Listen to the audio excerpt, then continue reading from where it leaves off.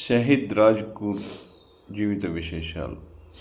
ఈయన పూర్తి పేరు శివరామ్ హరి రాజ్గుర్గా పిలుస్తారు. ఈయన మహారాష్ట్రలోని పూణే జిల్లా ఖేడ్లో 1908 సెప్టెంబర్ 27న జన్మించారు. ఈయన మరణం లాహోర్ సెంట్రల్ జైల్లో 1931 23న ఉరితీశారు. తల్లిదండ్రులు రేపాపు రాజ్గుర్, పరమేశ్వరీదేవి. ప్రఖ్యాత భారత స్వతంత్ర సమరయోధుడు భగత్ సింగ్, సుఖ్దేవ్ సహచరుడు.